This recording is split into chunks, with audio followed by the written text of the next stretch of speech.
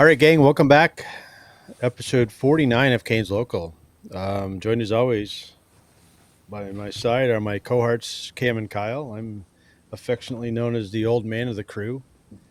We're going to hit the Canes and Ducks straight out of the gate, and then we'll take a look at the captain, both Erik and Jordan.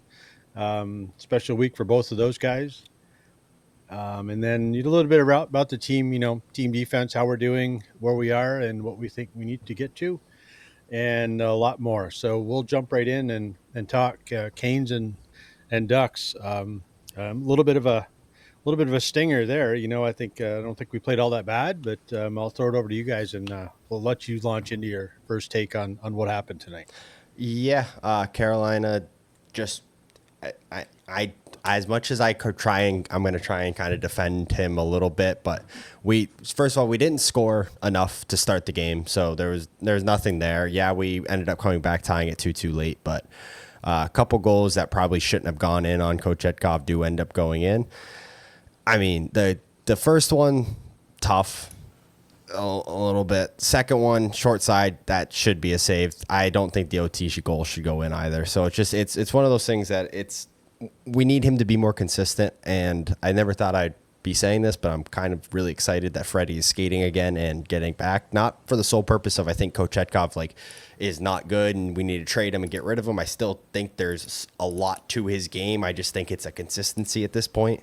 I mean, still hasn't even played 100 games in the NHL. So, but Freddie brings in a little bit of that competitive edge, and not that Tokarski's not bringing that out of Kochetkov, but I feel like when Kochetkov's having to battle for when he's in the net, I feel like there's more to his game, and there's more kind of urgency for him to show what he's capable of, where I feel like he kind of gets relaxed on his morals, knowing even if he doesn't play that great, he's going to play the next game.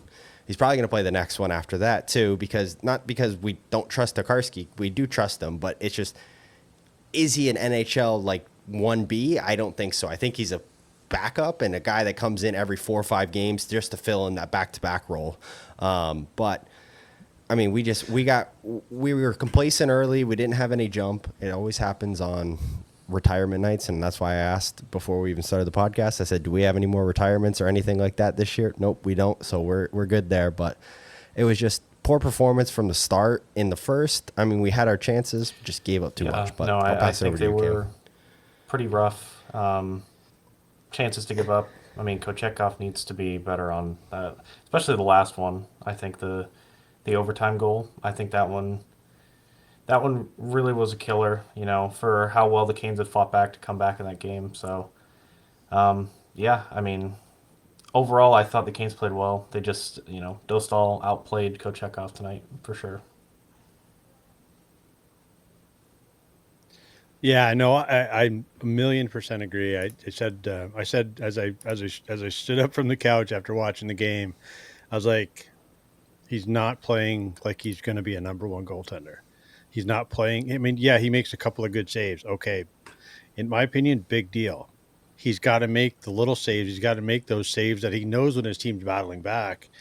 He's got to make those saves. Both goals came from the same side of the ice, off the same stick, and he was not square for either one of them. So he's got to be better.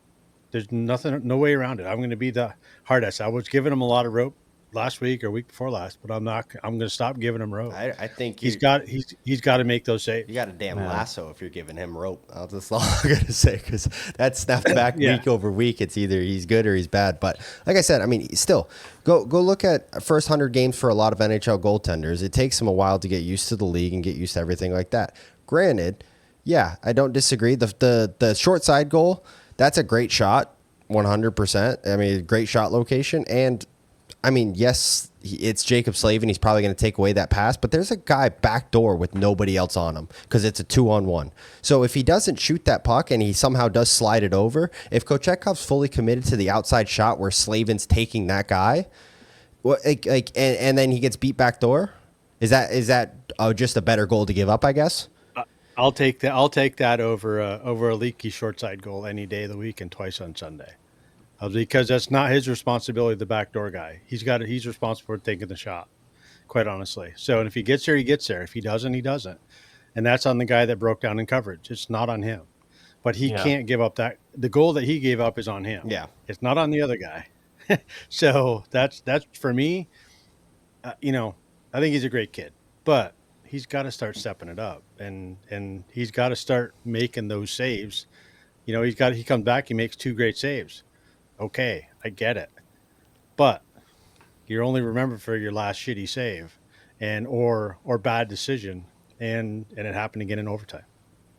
Yeah, no, I mean it's tough because he just is trying to find the consistency thing. You know, I think he has his moments, but overall, I think consistency needs to be his top priority for the rest of the season.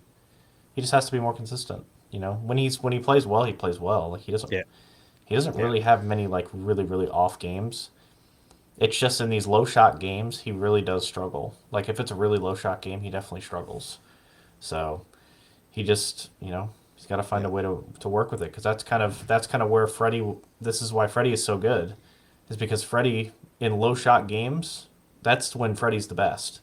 When he doesn't have to have 30 or 40 shots a game, he usually plays. He can stay in the game. He can stay in the zone. He's focused and he's ready for games that on under 15 shots. So, and I think that's where Freddie is Okay. better. yeah. So that's actually a great point. Go look at Freddie Anderson in Toronto. Go look at how many leaky goals he gives up in low shot games. It didn't take it was a long time before he realized how to actually learn how to play that way. Yeah, Carolina is definitely a better defensive team than Toronto is. But you go watch those years in Toronto when Freddie was there, they were only giving up 17, 18 shots a game and they'd be losing 4-3. And everybody was blaming Freddie Anderson. Yeah, a couple backdoor tap ins, but there were also a couple leaky goals in there. So it's like, yeah, we look at Freddie now and we're like, oh my goodness, he's like, this is what we need him to be. He's also 32 years old. He's a 25-year-old that's literally played less than 100 games in the NHL still. It's just it takes time. I get it. I'm not saying he had a bad night tonight. They were bad goals, 100%. But when he's good, holy shit. I mean, he goes up every time he goes up against a Russian-born goaltender. He's lights out. Like no ifs, ands, and buts about it. We just happened to play a Chechen goaltender tonight, so like he's got to figure out how to play Yeah. against other nations. Yeah, no, we'll step off him because we'll just leave it at you know he didn't make the save tonight that we needed him to make. So he made a couple of other ones, but he didn't make the couple that we needed Yep. him to make. And I don't think we all quite honestly, I thought maybe you guys have a different opinion, but that first goal, just complete breakdown in coverage in our D zone. We got real. I know we had talked about it in one of the pre games or post games. Kyle, is our front of our net coverage was solid. It was tight, man. It was loose Yep. as crazy. It was awful. Yeah. It was terrible. And I thought for the most part, maybe you guys don't agree with me, but I thought Shatfield and Orlov, I thought they struggled tonight. I think they've. I thought Orlov played horrible, I'm and yet he's out. Yet he's out in overtime. Yeah, I'm not gonna lie. I think that combo. I think that combo hasn't been the best combo as of late, and I really don't think the Walker Gostisbehere combo has been that great as of late. I think both players individually have had their moments. Like Sean Walker's jumping into the rush, he's playing a lot more attacking, but man, I mean they give up a breakaway on Leo Carlson just because both of them just don't go grab the Yep. puck, and then it's a breakaway going in. Kochetkov, thankfully, he does make that save, but it's like, hey, we can't have those defensive lapses. And this is where it frustrates me that Gleason never changes the decor because it's like, why not just flip flop the two? Just those two pairs aren't working. Burns and Slavin are Burns and Slavin. I've come to the realization that Burns is probably best fitted right next to Jacob Slavin, and Jacob Slavin probably best fitted right next to Brent Burns. Like that, those two just work well together. At times, they do struggle at times as well too. But these two combos haven't worked for the past month. It feels like, and it just nothing ever gets shooken up on the back end. Where we throw our forwards into a blender every other game and try and figure out a combination that works. It's like, why don't we ever touch the decor? Like if it's Tim Gleason not touching it, like why aren't we doing that? But I would think Rod has the overall say in what goes on. I mean, he might maybe Jeff Daniels is the one that throws the lines into a blender, but I'm almost positive that's Rod doing that. That's Rod throwing the lines into a blender. So why doesn't he throw the decor? Just flip flop Sean Walker and Chatfield. That's all you got to do. Put Sean Walker next to Dmitry Orlov. Who knows? Maybe Dmitry Orlov all of a sudden starts playing significantly better next to a different D partner. Maybe Chatfield starts picking his game up because I think he's been struggling as of late as well too. I think Ghost first game back 100%. I thought he had an okay game. I didn't think it was amazing, but first game back from coming off of injury, I understand that portion of it. Out of the four, Sean Walker is the only one that I've actually been like, okay, game in, game out, he's actually giving a shit almost. Like, I feel like there's certain games where Dmitry Orlov could care less if he's out there.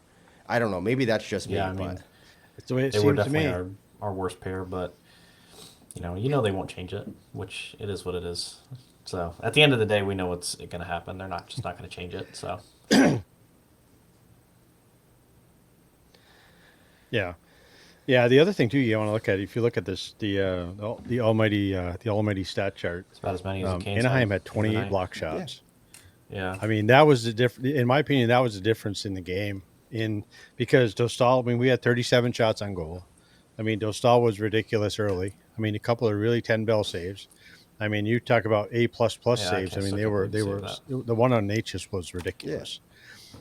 You know, so we just got out dueled in pretty much every area of the ice. And we had our chances, but hey, off a shin guard and a block shot is not a chance in my opinion. It's just a shot that doesn't have any way through to the net, so it doesn't really do you any good. yeah, but I mean that's more give credit to Anaheim because that's you're buying into Oh yeah, a system absolutely. and selling out. Like, hey, Carolina's going to do what they do. They're going to fire pucks, and we see a lot of teams block a lot of shots on us because we fire pucks from everywhere, and that's a Yep. symptom of firing pucks from everywhere. If you get 37 Yeah. shots on goal while also having 28 block shots against, you're on pace to put up 60 shots.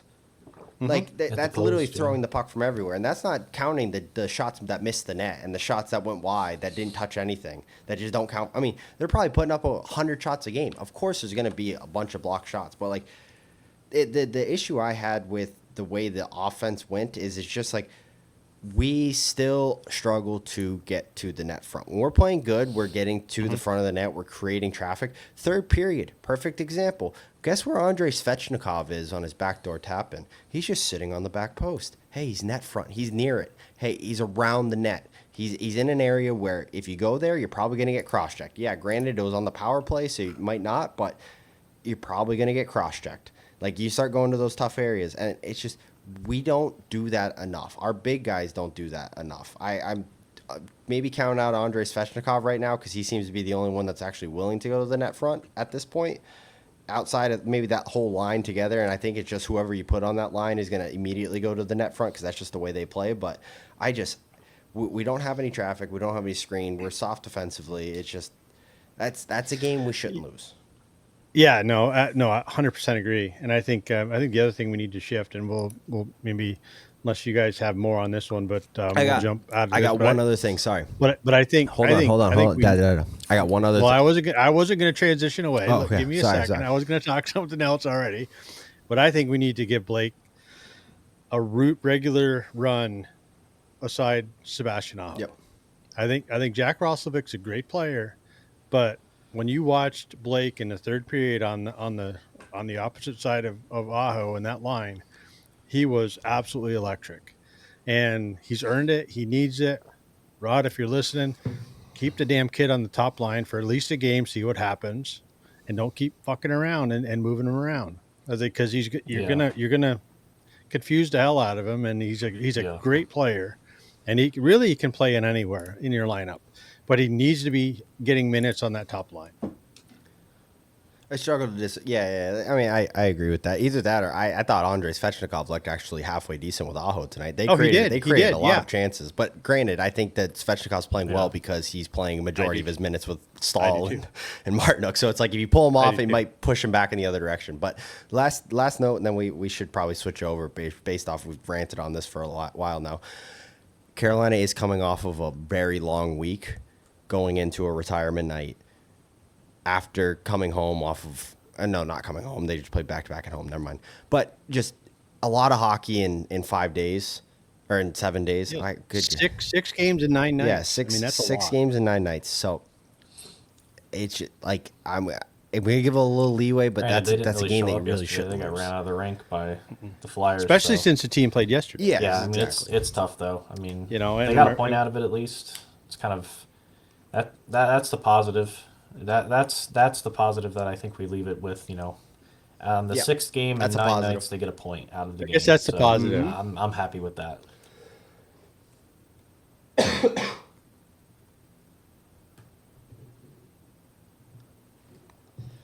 So anyway, so we'll now we beat that one into the ground. Yep. We'll take a spin over to I guess the happier news for today is, the retirement of Erik Staal's number, captain of the Canes for a number of years after Rod handed over the throne.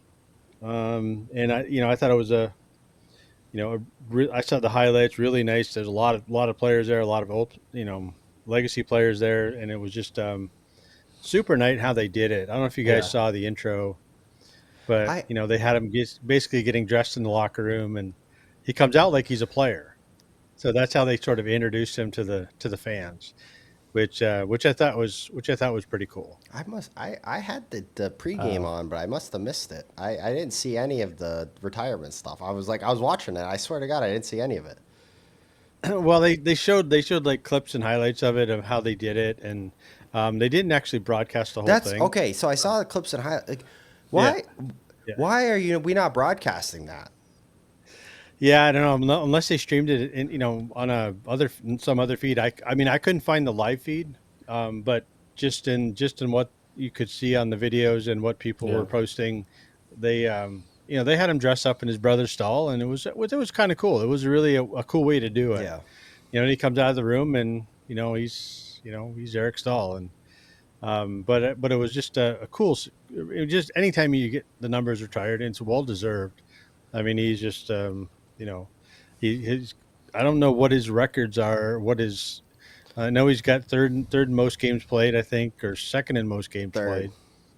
played. So that's just a testament to him, and he scores big time goals at big time. I remember the playoff game. I don't remember which one it was. Hold on, because I want to ask this question. So I'm gonna pass it right back over to you. Yeah. What is your favorite Erik Staal moment of all time? So I want to hear both your answers, and I have a couple as well too. Well, I think mine is the goal on Marty Brodeur. In that, I think it was a playoff game against New Jersey. Yep. And I don't remember if that was the winning goal or it was the game was tied. I think the game was tied, and that actually won us the game. Yep. Shock at the Rock. Yeah, I think game 6 that, of for the me Devils. that was crazy. That was a crazy play. Or game 7. I remember just thinking, going to overtime, boom, game over. Yep. So, Shock at the Rock. Yep, that was definitely one of them. I do want it before I do let you go. The numbers for his career, Erik Staal's career: 1,300 games played, so 1,365 games played, 455 goals, 608 assists for 1,063 points. And a lot of that had to kind of go downturn in the last couple years because he was over a point a game player until his, I think, 2-year stint in Montreal where he averaged, I think it was like 0.2 points a if I game for remember those 2 correctly, it seasons. was- But I think it was just the 06 unbelievable Cup run. I numbers think for it him. was But against Cam, what was Montreal your that he favorite scored Erik Staal moment? in 06. I believe that was him. But yeah, no, that was just everything about that 06 run.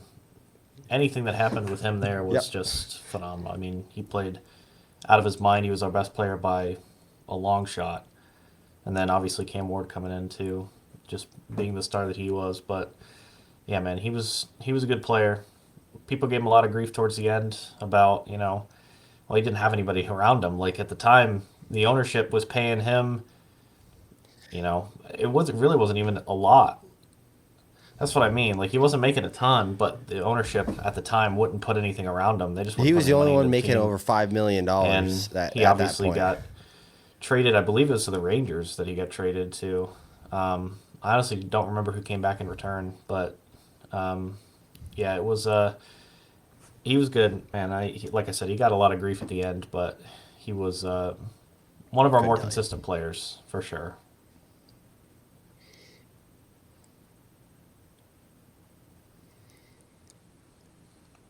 Yeah, yeah, and I had forgotten that Yeah.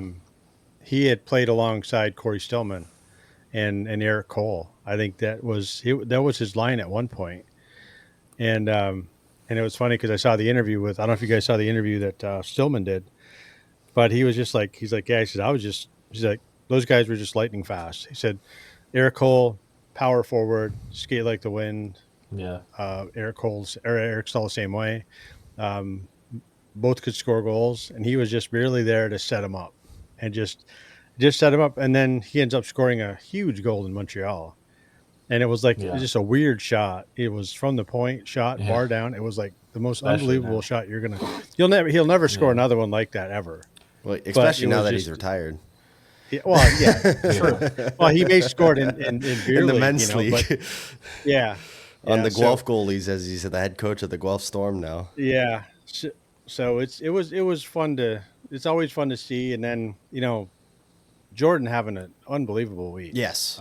He was just as they said in the pregame. I mean, just he was on it. They said he was on a heater, and he was, man. I tell you, anything he touched, it went in, and it was so fun. We were there when he scored the hat trick, and it was. If you go back and listen to the broadcast, did you guys listen to the broadcast? Or Kyle, you did, I'm sure, but Maniscalco called it like 10 seconds before he actually did it. Yep.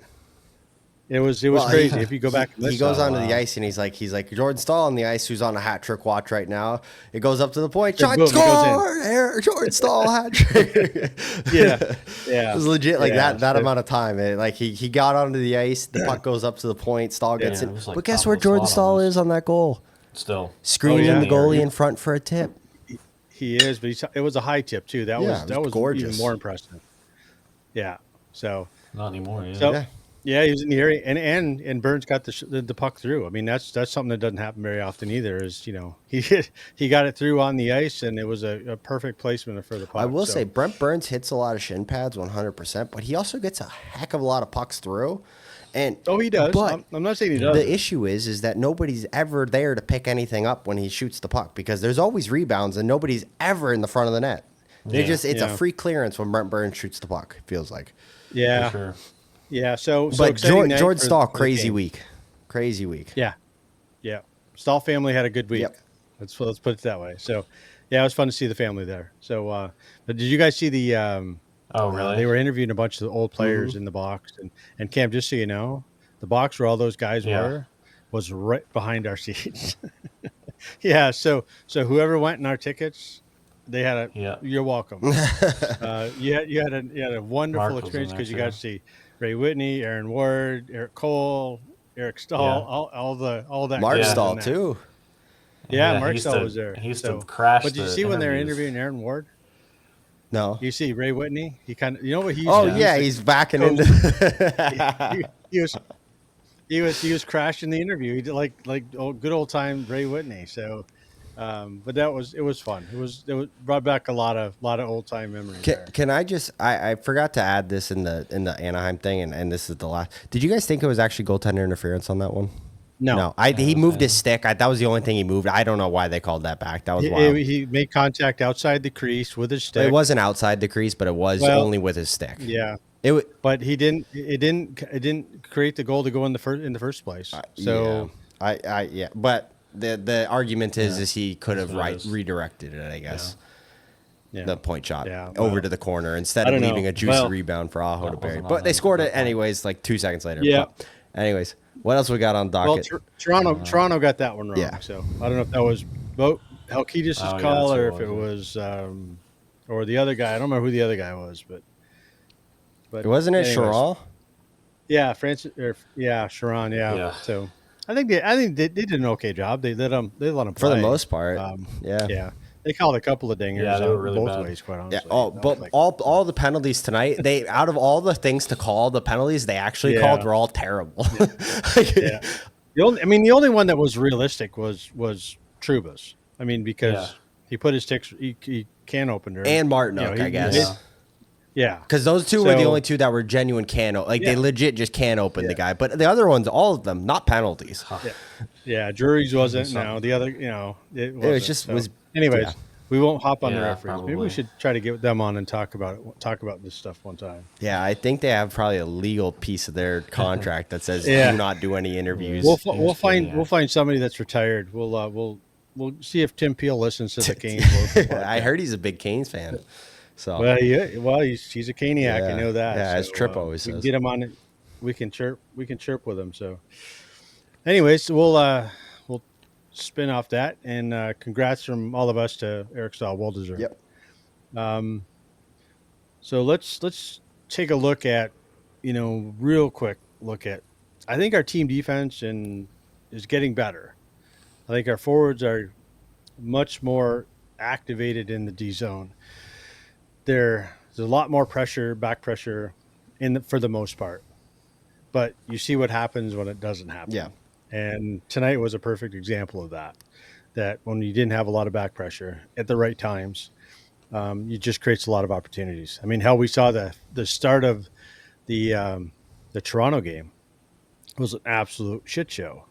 I mean, that first 10, 12 minutes, I think Cam looked over. He's like, looking at me, and he's like, said, I'm going to be in bed early tonight because I'm not staying around to watch this gong show. Yeah. So what do you guys think? I think we have had a better showing this week of our team defense. I don't think it's been amazing, but I think it's been better. There have been stretches of games where it's gone out the window again, but it's not like the team defense of last year. It's not like the team defense of the year before. Just going to call it bluntly. I think that while yes, we replaced the points that our defense brought last year, we didn't replace the defensive zone and the structure inside the defensive zone. And maybe that's just because we brought two brand new guys into a back line that, hadn't really been a part of our system, where we had only really brought Orlov in. I guess we kind of brought guys in, but we've only ever brought in, it feels like, one at a time. It's always like one guy comes in, they get adjusted for that year, and then the next year they always like kind of get better and they progress into the system. But I think we've had our moments where we look really content and really strong in the defensive zone, but then it's like we take a shift off. And for some reason, other teams, it feels like every once in a while they can take a shift off and they get kind of away with it.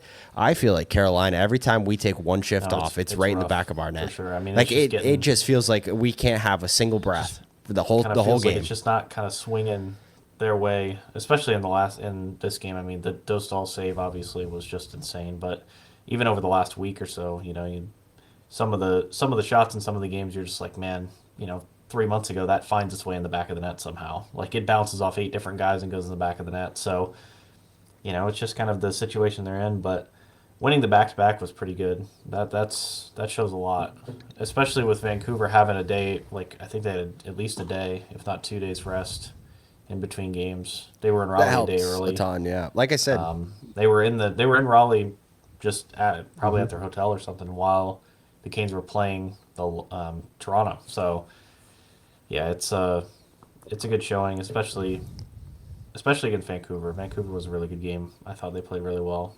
Very, very good defensively game for sure.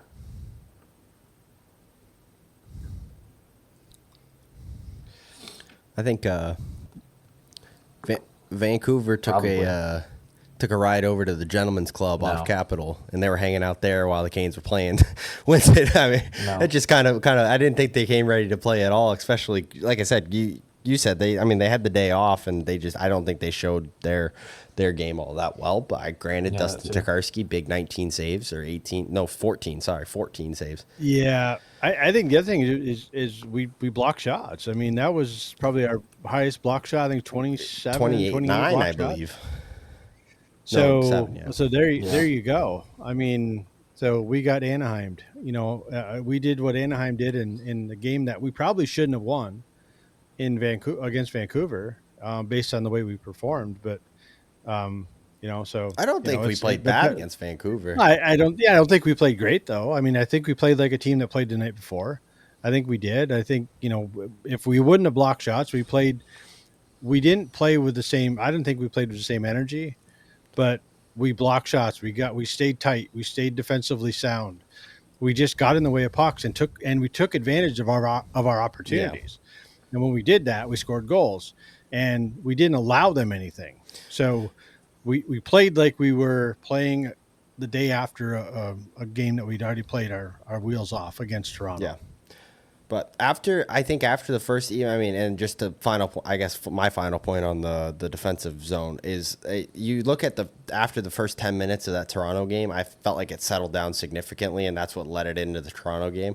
I feel like tonight for 91% of the game, it was pretty structured and pretty sound, and we controlled the neutral zone for the most part, but it's got to be 100% because it's the NHL, and apparently we just don't have any puck luck right now. So like we just have to make sure that we're in the right spaces all the time and we're doing the right things all the time.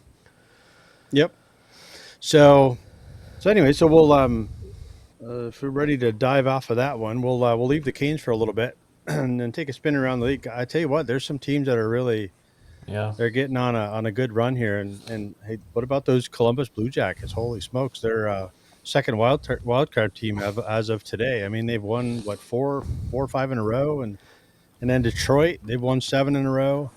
It's just like we can't take our foot off the gas. Yeah, we had a good little cushion, but man, I tell you, there's some teams in the East that are coming, and it seems like everybody in the Atlantic is on a winning streak. Against good teams. It doesn't seem like anybody is playing bad right now.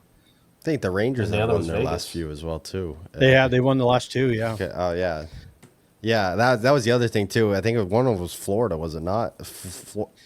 Yeah. And Florida and Vegas. Yeah. So I mean, that's one of those things too. It's like if either of the New York teams get going again, those are 2 teams that could also sneak into a playoff spot as well. Nobody's really out of the talk question. About a close race. I think Buffalo, the last place team in the East, is only like 8 points outside of a playoff spot right now. Yeah, like they could still make playoffs. Yeah, you get 4 games go one way, 4 games the other. It's actually teams, 9. 9 points. So yeah, like 3 points separating. Oh my goodness, that could swing in a heartbeat. Buffalo goes on a 6-game win streak, and one team. That's wild. So you got from the Rangers to Columbus. Columbus being the second wild card team. There's a 4-point spread. So and somehow the Rangers are still 1 or 2 games here or there after all of this. And this whole so that's what I think standings. A lot of people don't realize is like and the Rangers obviously they got off to a hot start, train wreck dumpster fire to being in the playoffs. Something they just threw grenades in that room at some point. I don't know if they figured it out or what, but yeah, they're playing a lot better defensively. They're not giving up as many goals as they were. I mean, I think combined in the Vegas and Florida game, they give up what? And then 1, so 4 goals in over 2-game period. Averaging 2 goals a game, you can win a lot of games when you only give up 2 goals a game. So they gave up 3 in the Florida game. I know that.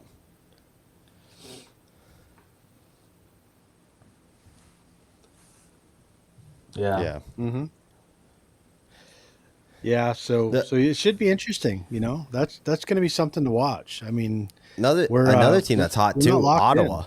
That's one team I want to just give props to. Ottawa's been playing some good hockey as of late, and they look like a team. They could be in there. Same with Montreal as well too. Oh, I know. I watched Montreal. I've watched them a handful of times here lately because I'm watching because I really like to watch that kid play on defense. Oh, Lane Hudson. But offensively, Lane Hudson. He's just such a he's like anchor. I don't think he's Cale Makar, but man, I tell you what, he moves the puck, plays the puck, activates. He's not a very good defensive player, but he's really good. He's a really good offensive defenseman. He's a fourth forward. He reminds me a lot of Quinn doubt. Hughes, but just not. Yeah. I think Quinn Hughes is actually a sneaky, pretty elite defensive defenseman.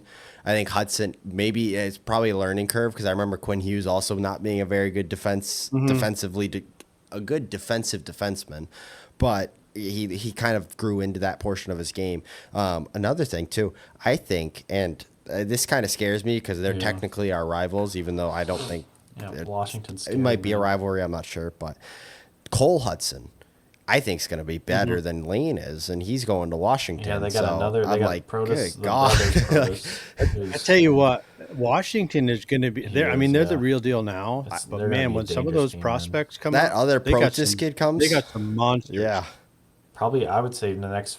Who's also lighting it up in juniors. 4 years plus. This Yeah. Capitals are going to be scary. If those Yeah, prospects they're all the pan ones that out, I could yeah. see, in the this year, next No, no, year, no. I and know, but I'm just saying, like, 3 to 4 years.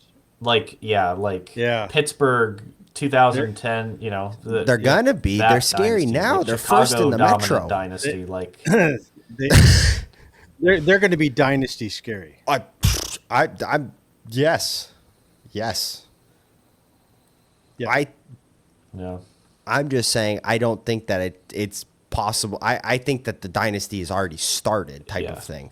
I think Oh, I'm not saying that they could win a I'm cup just, this year, and then all of a sudden they have all these kids coming up in 3-4 years time. Now, granted, some of these prospects are going to get traded for assets they're now, really good. but yeah, I mean, this Washington team, I was not a Yeah. high believer on them at all. Two but really they good proved me goaltenders. wrong. Left, right, center, up and down. They are a good hockey club. Yeah, they got. I think they got real good goaltending too. I think that really helps. They're defensively strong. I mean, they added Yeah, Chickering. Alexi I Protas mean, is so good. is a really really sneaky good ad, and he's gonna do them well down the road. But some of those big forwards, I mean, Yeah. my God, it's like you can't compete. You just can't. It's like having a Chara, 2-3 Charas up front with the wingspan of a semi truck, and it's like how do you defend it? How do you play against that? You don't. So you don't. I mean, you just hope. Yeah. You You get keep them shots wide. through, That's and the you only thing pray you can and really grind. do.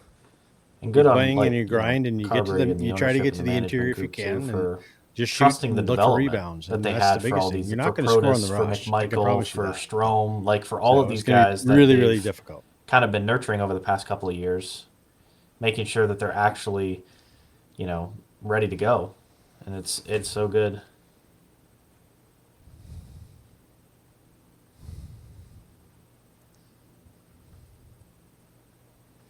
I think the best thing Washington best thing Washington ever did, and I hate saying this, Spencer Carberry, he developed so Yeah. pre Spencer Carberry, I think those prospects were okay. They were looking okay, but I don't think they had the growth potential that I'm seeing out of them now, like a McMichael and those kind of guys. I think Carberry's the whole reason that it's Yeah. kind of like what's his face in Carolina with Bryce Young.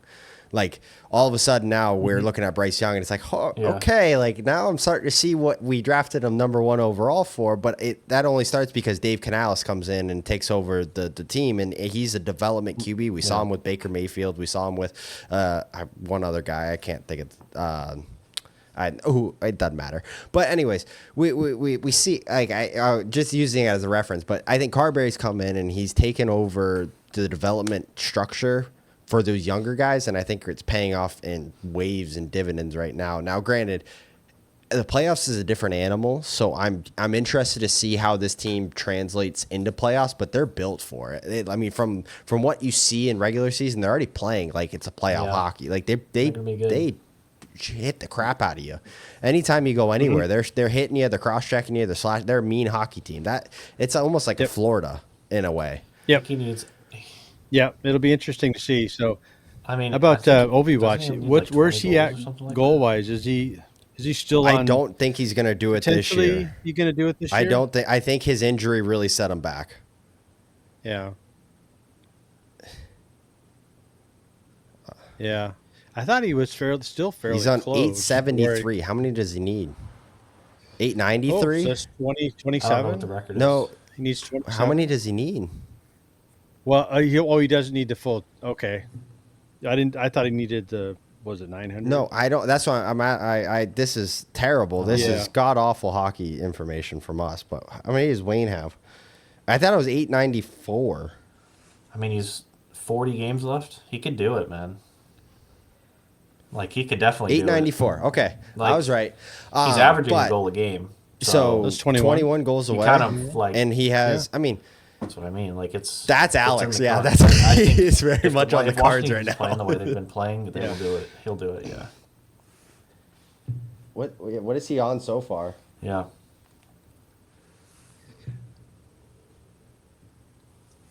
I think there's a shot at it. I think he has a shot Yeah, at it. 27 games, 20 goals already this season. Yeah, I think he's got a shot at it. He is as a defenseman. Still for this year. So, and then before we leave the around the league stuff, but go back to my Lane Hudson comment. I just looked it up, and he's leading the rookies in scoring. Is he? So he's a defenseman. He's leading. Michkov has 30 points. Lane Hudson has 32. Celebrini has Yeah, 29. he was one of their better And players. I think Yeah. you guys are pretty high on Stankoven early. He's I'm only got 20 surprised. points this season. So The only reason I was high anyways- on Stakehoven is because he played 15 games last year and then played all the playoffs and was a point a game player. So I was like, just based off No. of the fact that he's already done it, I was Yep. like, he should do it. no, I agreed. But just They need a goalie. defenseman from Montreal, man. I tell you, he's lights out. I watch him. He's so fun to watch. I think they He's got so they got dynamic. another Great. prospect coming up, a defensive prospect. They also have that goalie from BC who's really good as well too. He's one of the goaltenders. I mean Montembeau's good. I think Montembeau has the possibility. He's not.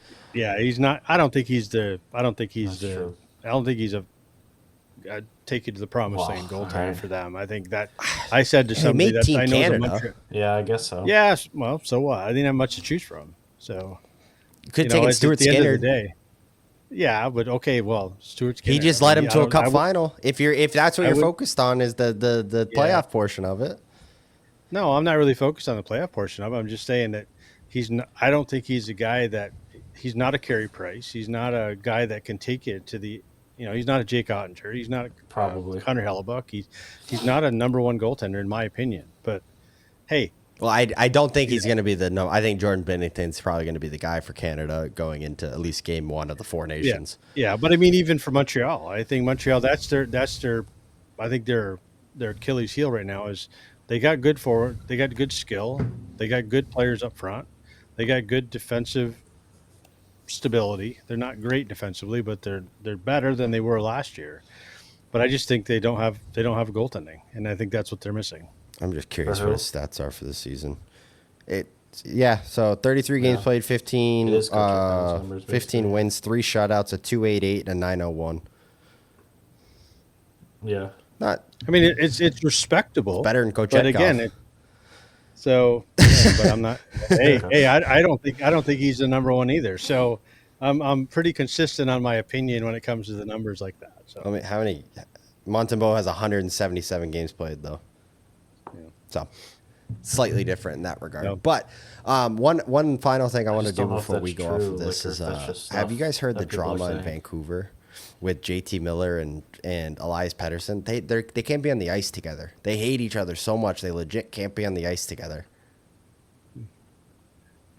Well, we didn't let me play put it to you together. this way: in that Vancouver game, they were not on the ice one time together. yeah, Including the power. Power JT play. Miller, they're probably arguably their best goal scorer, not on the first unit power play because Elias Pettersson's on the ice. He has to be on the second unit. He only got 22 seconds on the power play. You would think that if this didn't have any legs behind it, Yeah, I mean, they would. I'm why assuming, like, why he else had would these you have kind of JT problems Miller in on the past second team, unit too. when he's like I said, he's probably I think their he had number these one in goal New York scorer. and I mean, he's a stuff, 40 too, goal but guy. Like again, that's I what he just don't- does. I mean, it's tough. It's tough to say. And then, yeah. if you're Vancouver, if this is true, what do? Do you just ride out the I don't- storm, or that's who do you ship out? Do you ship out Elias Pettersson, who's basically your future, realistically? Like, you're kind of betting everything. They're on talking red with about him, Dish and Elias. Elias, yeah.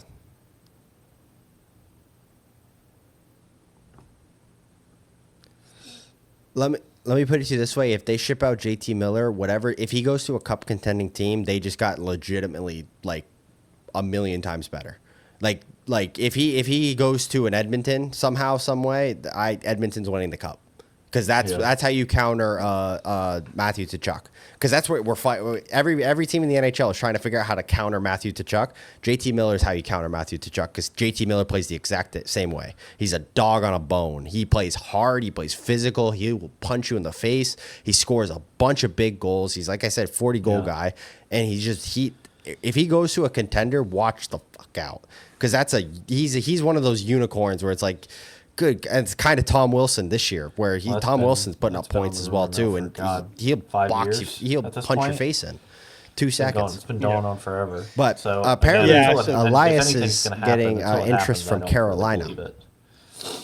Honestly, I mean, that seems like it's an ongoing thing forever. It's like, okay, it's like Yeah. Yeah. I think you and I, Kyle, we had a sidebar on this one, and we'll pose this one out there, Cameron, get your 2 cents on it. But you know, Oh man, they were talking one for one swap with I think Natchez I don't and know. It's tough. I and think and they're both Pedersen. very similar players. Which do you take? Like Which do I you see the think more they're both upside with? streaky, like very streaky. Obviously, as we're We seeing have now, our is opinions. Pedersen We hasn't differ on this scored one. or anything in what? Did we differ? Like he's I can't remember. does he have any points this year? Like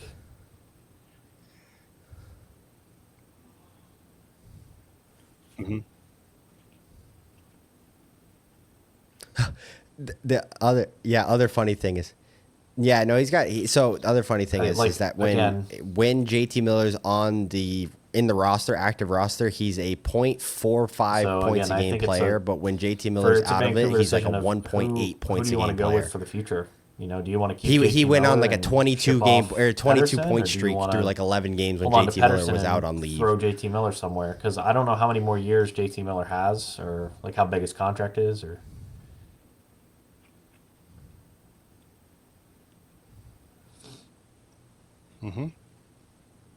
yeah. Well, so that's the thing is if you trade it for a guy like Natchez, that and all of a sudden he just one for one swaps your Could a couple of draft picks future help? Like type if of we ordeal. shipped out, So that's what Vancouver's or looking if to we do got is not Pedersen, if not we give up on shipped their out a future, first but and a they're like, second round okay, if pick or he's something like 26, I that, would like would to that get do somebody it? that's 26 or younger that we think could have the same potential as an Elias Pettersson.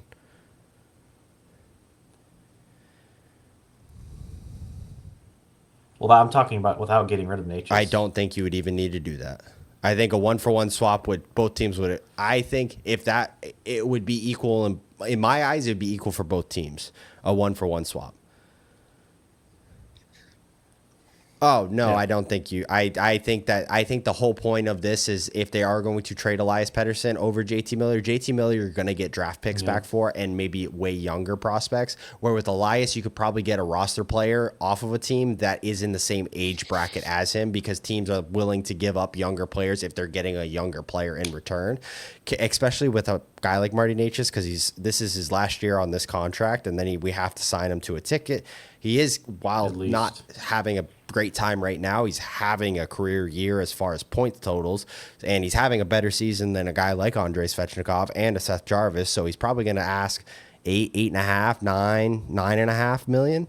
So at least, yeah, like he might ask for more. So it's like, okay, well, if we don't think we're going to re-sign him because we already have, in my opinion, I hope it changes, but a bad contract in Andrei Svechnikov right now, it's tough to sign another guy to that amount of money just in that regard. But I think, Dad, did I originally say I would not do the deal?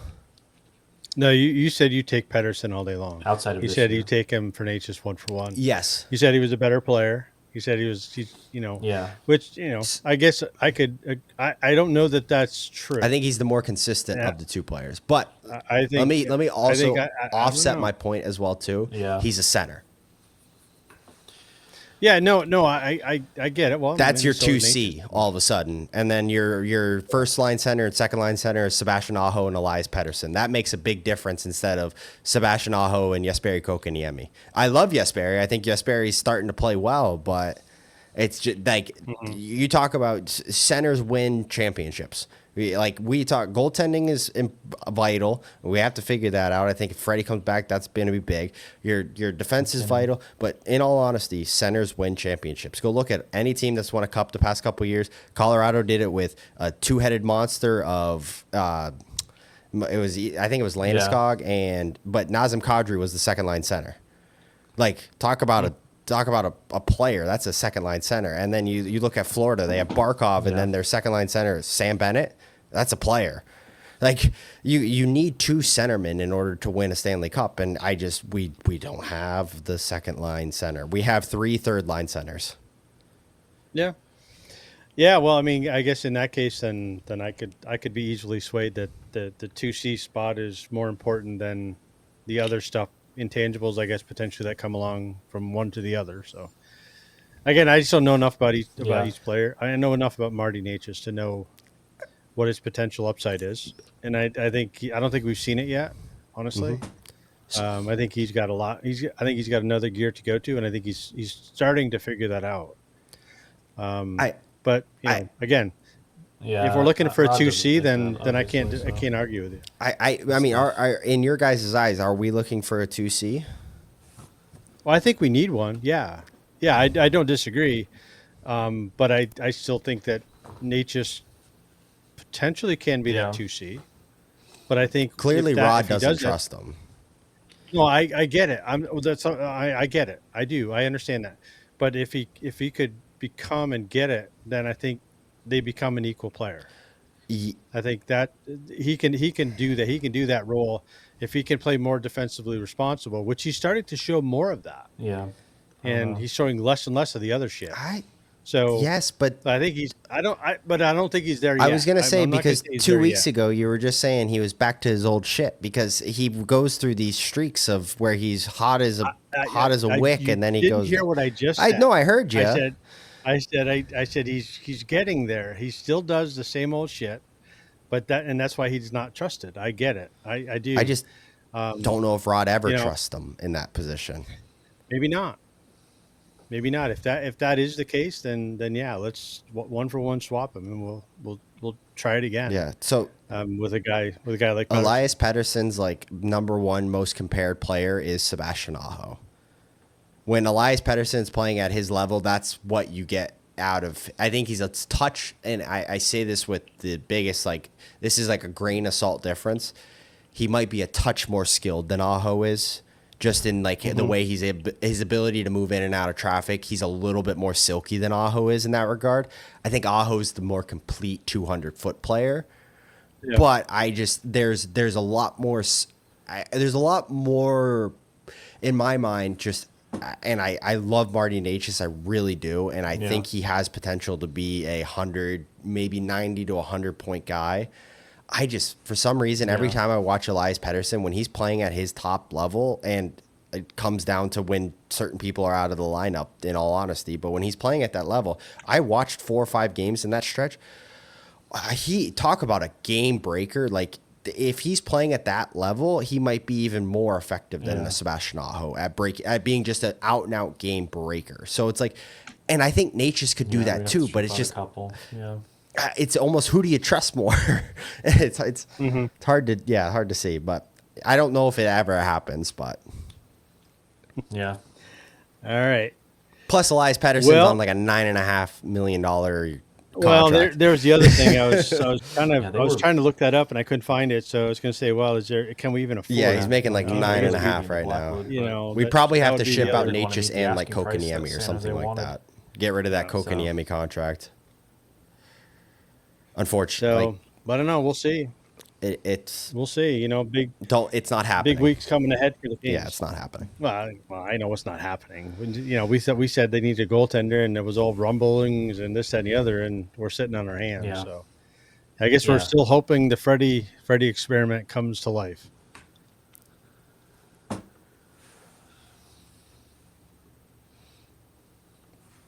Well, that is where we're going to run into, I think, some headwinds, which I don't disagree with. I think we need to get the right player at the right price.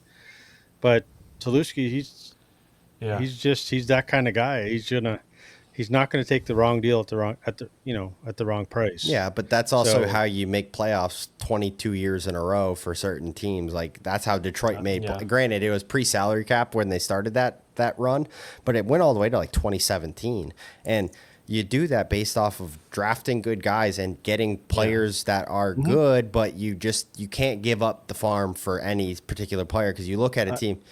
Look at Pittsburgh right now. I mean, granted, they're playing better hockey, but another team, and I say this a little quietly, Boston, they don't have any prospects. They're young guys, they don't have many in the system. Their guys are aging, their core's aging, and they're tight against the salary cap. And it's like, if you try and sell the farm to get a couple guys, I mean, they sold the farm to get Taylor Hall in. They sold the farm to get a couple guys in. And it's just like, that's what ends up happening is you end up shooting yourself in the foot because you have nobody to backfill.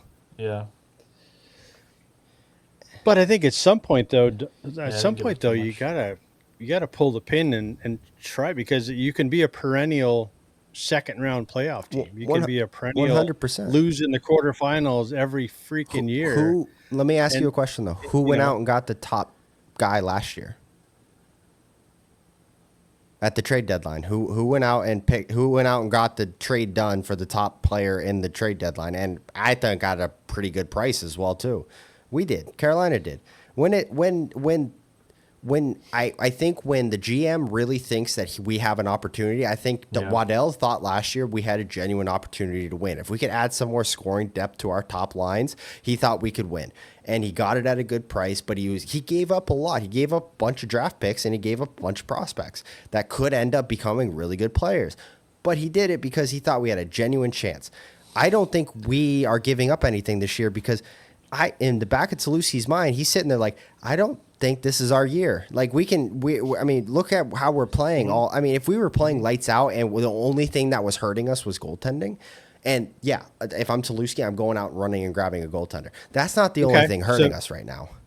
So then to that point, and we'll argue about that for a little bit here. Well, so not then, a little then bit. I'm getting tired. I got. What is the problem though? Because if we go out and we spend the farm to get a top end player, and then Bennett too, we still don't go deep in the playoffs. So where's the problem? What is it? The problem relies in we don't have enough upside scoring because our development project. I mean, look at Florida last year. They had four guys. I think, over 80 points.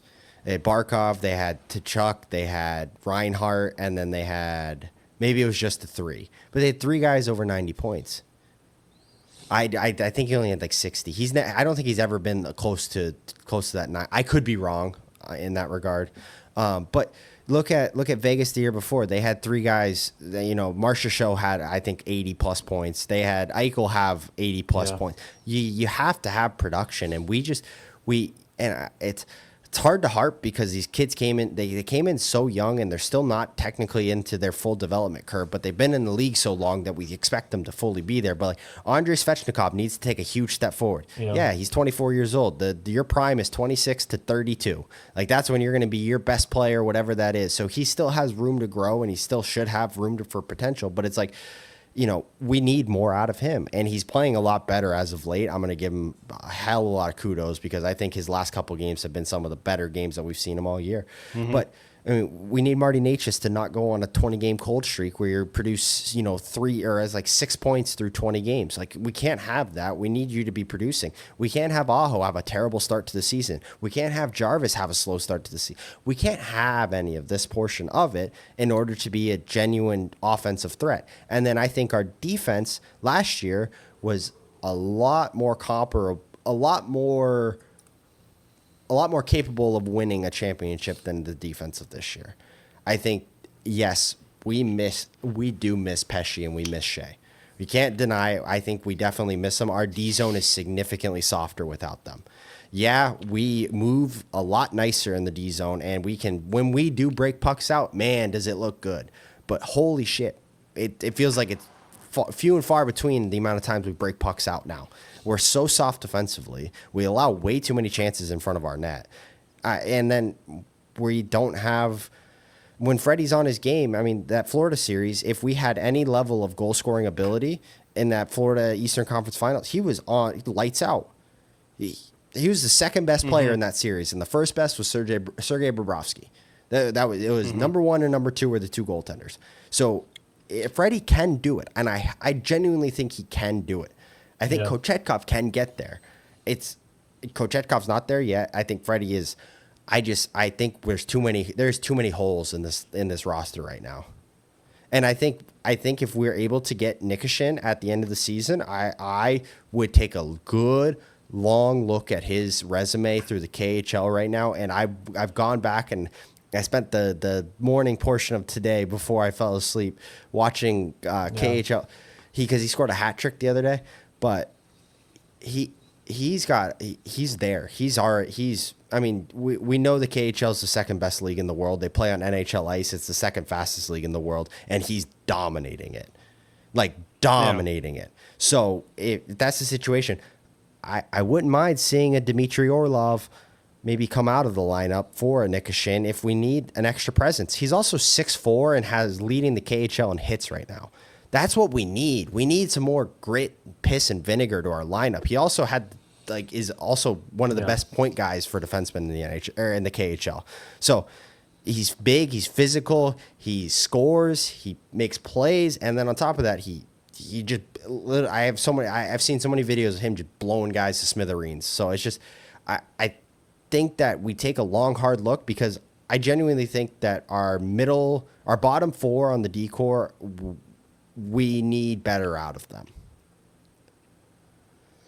Okay. Well, I mean, we'll see what happens, but it's just one of those things that we can't continue to do the rinse and repeat. So Talisky's gonna have to do something, and I don't know what it is. Maybe it's not this year, maybe it's not even next year, if it's in the off season. But he's got to do something to fix that because we're really we made the playoffs every year for the last X number of years, but man, it's really getting tiring of making an exit in the second round or going to the conference finals twice, was it, and losing, and so we just got to figure that piece of it out. I mean, I get everything you're saying. I don't disagree, but that's on them to figure out how to fix that. Yeah, and the other thing the last point I want to make for like Svechnikov and Natchez, Nathan MacKinnon didn't have his first over 60-point season until he was 23 or 24, and that's where they're both at right now. So sometimes it takes guys a little bit longer. Like Nate McKinnon's first 5 years in the NHL, he was like a 60-point a year like guy. That was like his number that he kind of capped out at, and then all of a sudden he exploded. So I think that we got lucky the first couple of years making playoffs because we had a really good system that not a lot of teams had seen. Now I just completely lost my point, but we got lucky with that. But we also had guys in our lineup like Andrei Svechnikov, who was 18 years old. We also had guys like Marty Natchez, who was 19 years old. Like we had these guys in our lineup, and then all of a sudden we're expecting them now just because they're 3 years older. It still takes a while to learn it. But I'm just rambling at this point. So I think I thought you were tired. I am. Yeah. Tokarski's up there for me. So, anyways, I guess all right. Well, we got to give him some credit. Segue right he's into probably my third. We'll do our 3 stars of the week, say and then we'll wrap. And Aho's kind of he's had a really good the week. one game coming up. We're I'm heading going on to the put him road. at number 2, and then I'm putting and then close out the week with a home game. Done I think really it's good a home game on Saturday, on Friday night. Just being there, being so who you guys got? Not for being a your, passenger, being the guy your 3 driving stars. the ship Start, and making the plays happen. Cam, and, you got yours? Even he said the other night after he scored the power move in the Vancouver game, giving us the second goal. He's like, oh, maybe I need to do that more often. It's like, yeah, that's exactly what you have to do. If you do that, you will score so many goals in this league, it won't even be funny. Like if he has that ability to be able to do that. So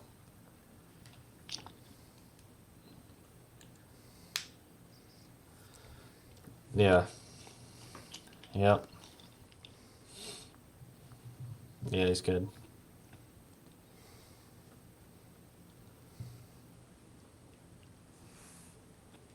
That is exact. What did I say to you, Dad? I'm sorry, Cam. I didn't mean to. Me and Dad are watching. Me and Dad are watching the game on the iPad, and I see him pull that move out in Vancouver, and I go, "That's all we need you to do. Just do that. Every time. Yeah. Just do Every that. time. That's all you got to do." He's so powerful. So Cam, I agree with you on 2 of yours, and then I can't believe this might be the biggest snub of the century.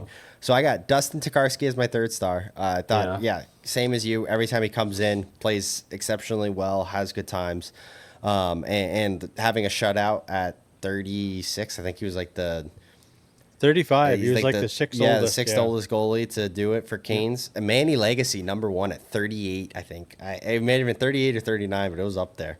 Number 2 star. No, I think it was listening to Dave Ayers. That's 2. He didn't have a shutout, though, technically.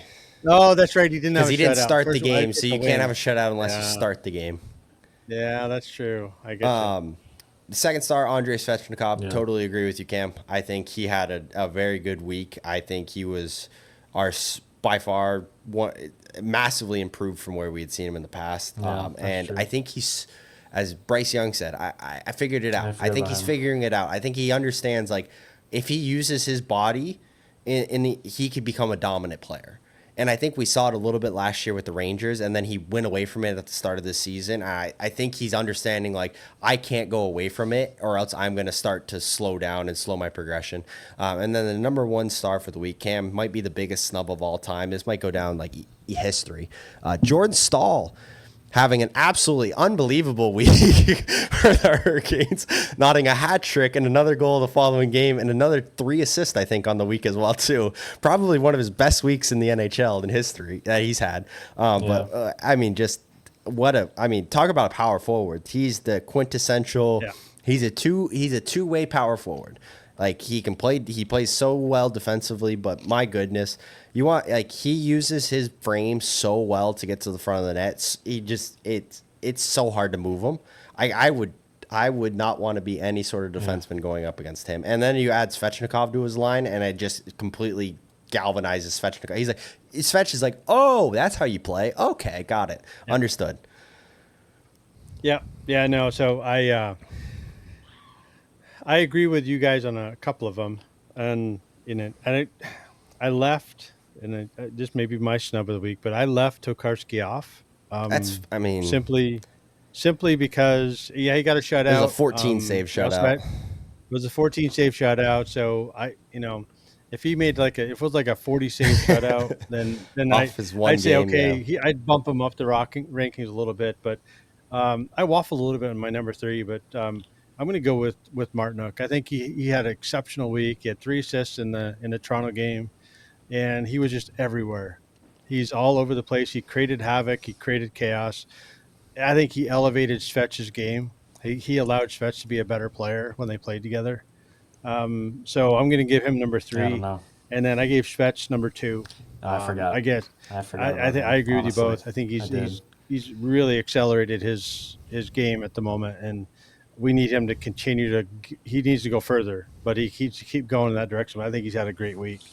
And then I gave my first start to the captain. I think Staal had an exceptional week, and there's no way I could leave him off this list for one thing.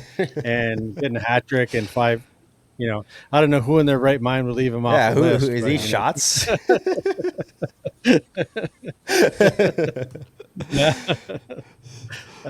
So anyway, I'll give Jordan number 1. Sure. Now, to be fair, if I had a 4th spot, Aho would be in my 4th spot, Cam. So, yes, I don't disagree with you. See, mine was, I don't know if you can see it or not. I had Aho and Martinook at number 3. I couldn't decide one or the other, but I gave Marty because of what he did for Svechnikov. I thought Aho had a great week too. Yeah. Don't get me wrong. So anyway, I guess the week will clear out and. We'll head to Buffalo on Wednesday. Yeah, we got 2 days off, I believe. Home for Vegas on Friday night, and then back on the road. I think in the next couple of weeks, we only have 1 home game per week, I think, and we spend a little bit of time on the road. So, look. We took our eyes off Anaheim, and you saw what happened, and we cannot do that against Buffalo. They must have like a. I think, Cam, you mentioned it last week. They could run the table, and they can run up the score pretty quick on anybody if you give them the opportunity. Maybe, so, Buffalo can't be something we got to steer clear of. Or take it lightly. They might have a game in the afternoon. It's a 6 p.m. start on Wednesday. They usually try and do that. We'll do 3. Yeah, I don't know. Is that a real number? What is it? Is it like a holiday? I mean, it's Inauguration Day. I don't know if that's considered a holiday. No, maybe that's it. I don't know why that would. Yeah, the 8:30 is what prime time. I don't know. Yeah, that's the TNT. Yeah. Yep. They're trying to pack a Taylor Swift concert after. Right. They're probably doing a triple header. It's probably a 6, an 8, and a 10. Yeah, that's good. Yeah, they do. So we'll see. So they'll pack up, head on the road, and there's only 2 games on Wednesday. It's a 6 and an 8:30. Yep. What the? It would be fun. They're both on TNZ. So. Oh, that's why. There you go. We answered the question, Kyle. Yeah, it's all about money. Right. It's all about TV time. 6, that's wild. So it's not about the fan getting there at 6 o'clock on if nothing else, Wednesday night. They got a couple days rest this week, so they only play 2 this week. So yeah, there you go. They need it. They need it. 6 games in 9 days, man. That's I don't know about you guys, but I'd be on the damn floor in a damn I played. tourniquet or be in a casket. It's not. I know it's not the NHL, but I have played 6 games in 3 days, so I don't want to hear any complaining. Okay. The All right. Crabtown Anybody- Showdown tournament in Maryland, we played Yeah. 3 in a day. I don't want to hear nothing. Yeah. Okay. All right. Anybody on the Canes wants to argue that point, give us a call. We'll gladly debate it. That's for sure. No, that's yeah. Anyways, all right. Well, we're gonna wrap then. So hope everybody that's made it through to this point enjoyed what you're listening to. So make sure you like and subscribe and follow us on all those social platforms. Because if you do, it helps us to generate more of this stuff, and hopefully you enjoy it. So until next week, for Cam, Kyle, and myself, have a great week.